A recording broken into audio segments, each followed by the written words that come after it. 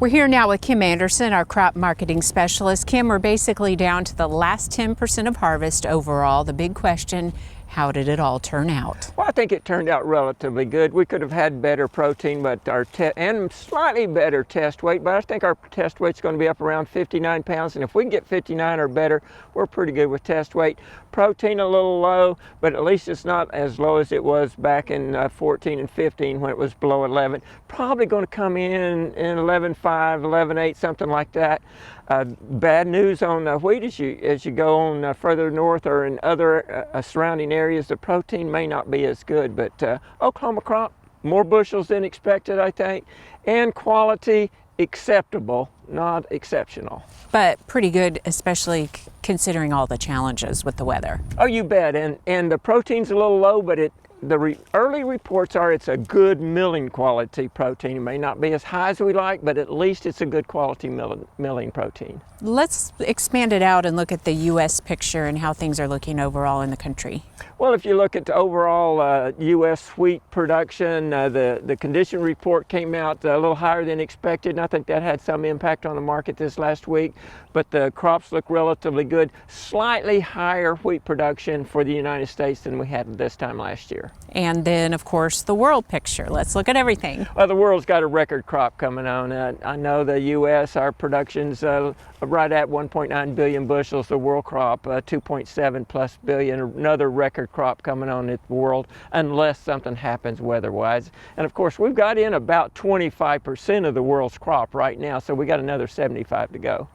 Let's talk corn now. The USDA planting report is in. How is corn impacting wheat prices? Boy, that was really the talk in the market this week. You know, those corn planted acres came in over 91 million acres as expected, 89 or so. There's word, you know, does the market believe the corn? You know, remember last week we were talking about corn prices high, relative 5-year high, and that we were feeding wheat.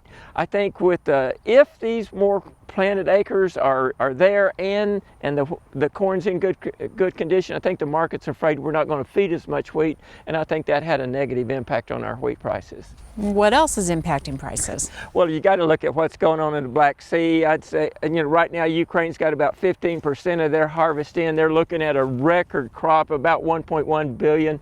It may be their first time for over 1 billion bushels. The Russian crop higher than last year, lower than 2 years ago, but it's coming in 2.8, 2.9. Together, Ukraine and Russia, about 4 billion bushel crop. The thing I was watching this week, and I've seen it over the last few weeks, is Romania has exported 2 cargoes of, or sold 2 cargoes of wheat to Egypt. I tried to look up your Romania's wheat exports. I couldn't find them on our USDA record. So, you know, that's telling you what's going on in the world with wheat production and wheat exports. We've got Russia, Ukraine, the Black Sea area. We got Romania. We got everybody and their dog entering the export market with wheat, and naturally that's having a negative impact on our prices. You mentioned kind of the negative. Is there any hope, something we can look forward to? Well, it's got to be in the world. Romania, they sold that wheat $196 a metric ton. Russia sold around $195 a metric ton into FOB Egypt. That's about $4 plus wheat in Oklahoma. That's about where we are. I think our prices fell because we were above the export market. I think we're near that level now. It's dry, it's hot in Russia. Hopefully they'll lose some acres and lose some production there, and prices, if we lose some crop in Russia, then prices could come back up. Considering this scenario you painted overall, what marketing strategy do you offer for Oklahoma producers? Well, I felt much better about this when we had $4.60 to $4.70 wheat rather than $4.10 to $4.15. But you know, you look back over history, over the last 11 years, you sell the wheat before September 30 or August 30, really, you know, 9 out of those 11 years you sell early. I think go ahead and move some wheat. I'd move some wheat into the market. I might buy some calls to cover that, but I think you need to stagger it in the market at least over the next 3 months. If we're going to have higher prices, it's going to be out in the November, December time period, but the odds of that are extremely small. Okay, Kim, thanks a lot.